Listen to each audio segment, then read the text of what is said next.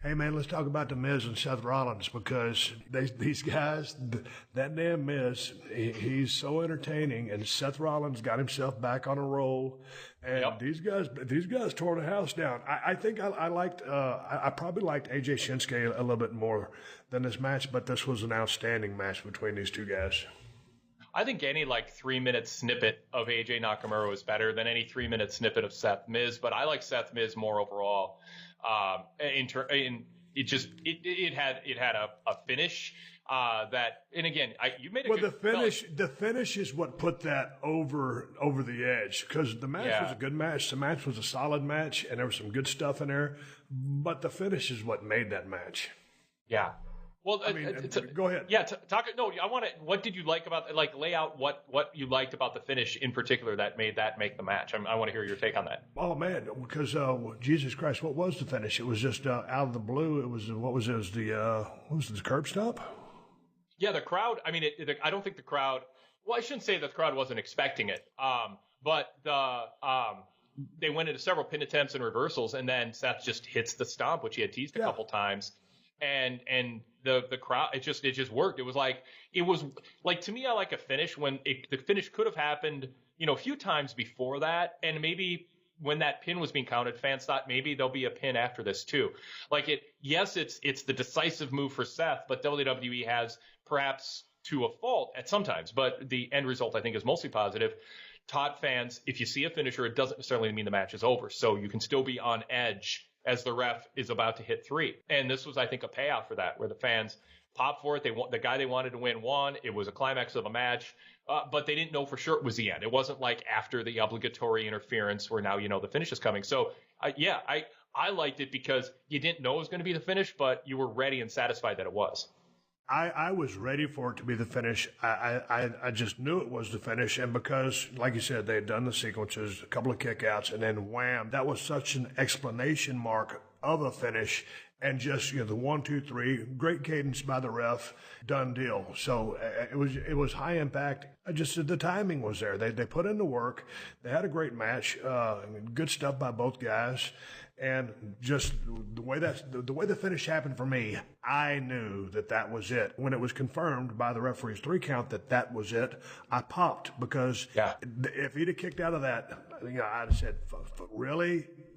And what kind of made me, I think, a little touch that made it less obvious to me is that Seth was struggling to make the cover because his knee hurt. So usually when you're slow to make the cover, that's a hint that, you're buying. Well, the wrestler on his back is going to kick out, and the announcers go, "Oh, Seth could have just made the cover quicker. He had Miz," and then you go into another couple sequences. So that was a nice touch. But if you take the isolated crowd response to that finish, and WWE did a great crowd shot after that, and you compare it to the 2 main event finishes, that's the chills and the adrenaline rush and the pop that every promoter and every wrestler, I think, is looking for, is what they got there. A crowd that was happy with the finish. They respect both wrestlers. They love the match, but the guy who won is who they wanted to win. And it's the smiles and the excitement in that crowd on that crowd shot is what you look for and what you aim for. Now, that doesn't mean you give it to people all the time. You have to have fans disappointed and frustrated at times. I mean, you can't just give them the finish they want all the time. That's crazy. But, this is the peak moment, and I think both guys should be super proud. And, you said Seth has found his lane. We've talked about him before, and, who is Seth Rollins and all of that. He's overcome the damage of the booking of that, first 6 or so months after he came back 2 years ago at Extreme Rules, where the crowd was ready to embrace him as a babyface. He's overcome that. And he is, red hot right now with the fans who are buying tickets. He is, and I'm happy for him, to come back from the knee injury, and then things go kind of south for him, and then he gets back on a roll. One thing, a critique, sometimes he relies on, like high spot type sequences for his comeback. Sometimes I want to see him use a few more right hands or a little bit more just straight up, offense, rather than high spots. But, that's kind of like who and AJ what he does. is. So yeah, exactly.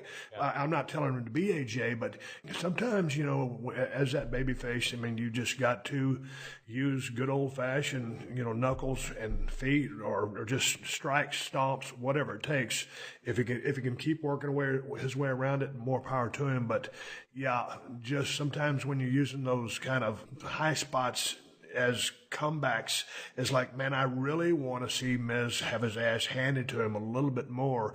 And again, they built it perfectly, they paid it off perfectly, so it was all fine and dandy. That's just like a light note that I would say with respect to Seth Rollins. But I'm super glad that the guy is on a roll, healthy and doing great. And on the other side of that, the Miz has been fantastic, highly entertaining. The loss didn't hurt him one single bit. No, and the fact that they're on separate rosters makes that just kind of decisive finish all the better. I mean, it's just that was the blow off, start the show off with a clean, decisive finish. And I think Miz is just, I mean, he is moving himself to another level as in terms of the perception. Like the question with him is, can he be part of a match that surpasses that kind of 3 1/4 threshold that he would kind of get to pretty routinely? And would he be part of something that felt epic, that felt like a fight, that felt like it was all out? And yes, a match of the year contender. Has that ever happened with Miz? And he felt every bit the half of this match. Like, this wasn't a 90-10, 70-30 thing. Like, I think Seth would agree. This was a match where Miz was as much a reason that this was as good as it was as Seth. And I don't know how often that's happened when Miz has had some of his better matches. So he's at another level now, I think, as a worker. Yeah, his work has improved, definitely, and he was a sound worker to begin with. But just to me, his ability on the microphone, and because his character is so strong, you know who and what he is, and he's just that arrogant guy from, playing the Hollywood thing. But yeah, his character, The Miz, he has a strong presence when he goes out there, because you're not wondering, okay, well, let's go into the next match. Let's talk about Daniel Bryan and Big Cass, because when I say Big Cass, just to make my point about The Miz is this cocky, arrogant asshole who's going to just, talk, and then, they'll have a match. So I know who and what he is. So I'm trying to just to give you, that when The Miz goes in there, mechanically he can do everything just fine. But it's the fact that he has such a strong character really helps his matches out. So that's the compliment that I'm trying, but having a struggle giving The Miz a compliment. Well, I think Miz felt like he was the edges were rounded, like things were smooth, but not kind of high impact, and just kind of that he could go into kind of street fight mode, and he looked like he was performing a match sometimes, and I think he's gotten past. Yeah. This is the Steve Austin Show. All right, I'm going to let you take the floor on this. Daniel Bryan versus Big Cass. Well, I mean, Daniel Bryan's back. The crowd is excited to see him, and they put him initially in a feud with a guy who is a big guy that Vince McMahon has high hopes for. But also, thankfully, we learned at the end, somebody who he's willing to have Daniel Bryan beat. And so we get a mid-card match on Daniel Bryan's first singles pay-per-view match back against a guy also fresh back from an injury. That seems like the goal is to elevate Cass, but also establish Bryan is still better than him. And I think it worked on that level, and then Cass got his heat back in the end. All that said, I don't think Cass was anything better than is okay. And when that's the other half of a Daniel Bryan match, what that says is you got a long way to go. And I think that what we learned in this 8 minutes is Cass has a long way to go, and that if this is an introductory feud for Bryan to win decisively, then that's fine. And then I assume maybe Miz comes after that. But Cass has, I think, a long way to go. So that's my kind of short summation of this. What do you think? Well, I mean, Cass does have a ways to go, but this was kind of a deal where, Cass is an athletic big guy, but he's a big guy nonetheless. And you have Daniel Bryan, who probably is, like a true cruiserweight. But, Daniel Bryan can work his ass off. Everybody knows that. And I just think there was just probably both guys are very good friends, but from a chemistry standpoint, or maybe just the way the match was laid out, it didn't flow that well. Was Cass trying to play to the crowd too much as a heel? Like, I felt like in his mind, what the incantation, if that's the right word. Maybe I got that wrong. That he kept telling himself is work the crowd, work the crowd, work the crowd. Like that was the thing he was trying to remember to do. And it seemed like maybe he overdid it, and that took some of the flow away. And maybe he was trying too hard in that respect. Maybe it was in his head too much, and not focused on the fact, hey man, I've got Daniel Bryan in here. The crowd loves him. Let's rock this thing. And maybe this is hindsight being 2020 or rebooking a match. Hey man, let's rock and roll this thing for a couple of minutes. I'll do some things that backfire on me. Bam, bam, bam. Almost get your submission. Let me take over.